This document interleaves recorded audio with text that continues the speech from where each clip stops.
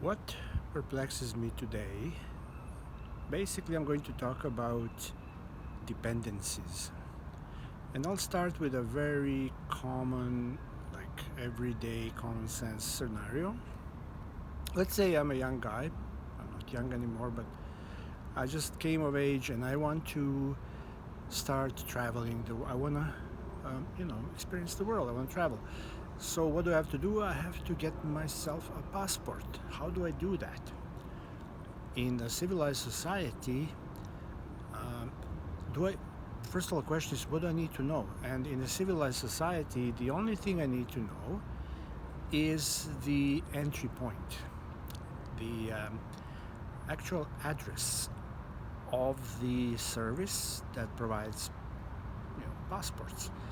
And so usually this would be a government building somewhere in the city's business district. So I can use either Yellow Pages or Google, and I find the address, and then I just go there and enter their office. Now, when I enter the office, and this could be done now, of course, virtually as well, online, but I'm just gonna stick to the physical world just to uh, be more clear. So I go to the office, and I see a big lineup, and I don't like waiting. But then I see this shelf with some brochures, and then there's one brochure that says how to, get your passport. So I take that brochure, and as a taxpayer, as a citizen of the country, these things are provided by the government for free.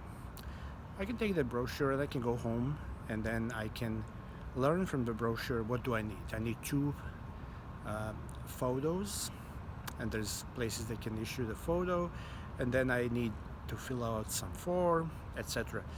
Then I can go back to the office and submit my application, and then maybe I have to do something else. It's all basically step by step process until eventually the government issues me a valid passport, and now I can travel. So in there we see I've described a dependency. I depend on the government service to provide me a passport so that I can travel. Now, we also have different dependencies in the business world or anywhere else. And when we are building software or developing software, we tend to, rely on those dependencies. But as the experience teaches, those dependencies are not very dependable. What do I mean by that?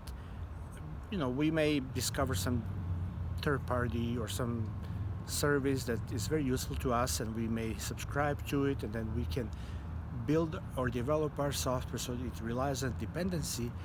But then things change, and things are unpredictable. We live in a very volatile and uncertain and complex and ambiguous world where things are constantly changing due to various pressures, government regulations, pandemics, market pressures, blah, blah, blah. So we find ourselves in a very precarious position where we have spent a lot of time and we have spent a lot of money, and we have crafted a really nice system that functions really well, but it relies on some third-party services, and it's dependent on it. And then something changes, our system falls flat on its face and breaks down. So why do we do it that way? That's an interesting question, because obviously when I was looking to get me a passport, or even when I want to renew my passport, because every 10, 15 years it expires, then I don't have to necessarily possess a lot of knowledge how to do it. And again, all I need to know somehow is the address, the entry point, the first point of contact. Once I get there, the things unfold one step at a time. So what is perplexing to me is why don't we adopt that bureaucratic model when we are building systems? Instead, what we're doing is we first, before we build anything, we go and study the workings of some system, and then we inform ourselves, this is how it's working, this is what it can do for us, and there's many intricate details. So we have to memorize or digest all that, and then we're building a system based on that knowledge.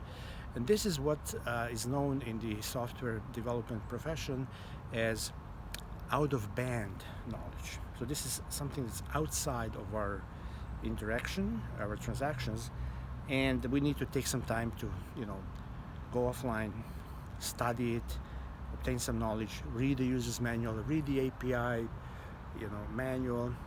This is the out-of-band knowledge. Nothing like that exists in my example with getting or renewing a passport.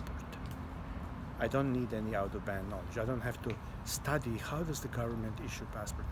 I just show up and I grab a brochure, and then I take the next step and the next, and then I get my request fulfilled. So to me that makes more sense because it's not brittle. I mean, the government could totally revamp how they are issuing passports or how they're renewing passports, which is their want, right? I mean, we can't, they work the way they work, and there's different regulations. So if I were to rely on my previous knowledge of how to renew a passport, I would fail. I would just blindly go with steps and it wouldn't work. Instead, I don't retain any knowledge. Each time I want to renew the passport, I just pretend I don't remember what happened previously. I just go and grab the brochure and follow the step. Maybe the brochure has been totally revamped. Maybe the process is completely gutted and there's a better process, more efficient, blah, blah, blah. I don't know. But I'm not going to make any premeditated assumptions. I'm going to go step by step, take small steps until I get my need fulfilled. I think software should be the same when interacting with other software systems. It should not require out-of-band knowledge. Instead, we should build it so it relies on the in-band knowledge, meaning all the knowledge necessary to take the next step in this transaction, in this process, should be contained in that very interaction. This is similar to how the knowledge needed for me to take the next step and renew the passport is in that brochure. And I don't have to fantasize about anything or try to remember how they worked last time. No, just follow the steps that came to me from the interaction with that bureau, right? So software should be the same, and yet we are not building it that way. We are building it in a completely brittle way where things keep breaking up, down, and we are always in a mad rush to fix things. Oh, this stopped working, this, there's outage, etc., etc. Not good, not really, not something we should be proud of. So here I'm appealing to software developers, if you can please study the approach where we take decisions at the last responsible moment. Nothing upfront, no big upfront design, a big upfront plan, and we know it all ahead of time. No, let's take it step at a time, learn what the next step brings, and respond to it. This is good software development practice, good engineering. Let's make the switch. Let's abandon brittle systems. This would be my wish, and for now I'm still perplexed. Why are we completely ignoring the system that obviously works, which has been proven in practice that what I described when renewing passport. There's many other examples, of course. Most of them are bureaucratic, right? And that's what people think, oh, bureaucratic, that's so drab and gray. But no, it works. So boring, works. What's wrong with that? We can all go home and be happy. Our system performs as expected.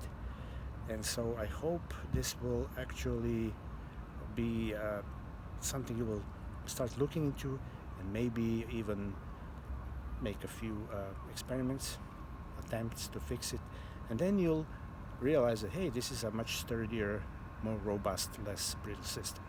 Until next time, I wish you a good night. Bye.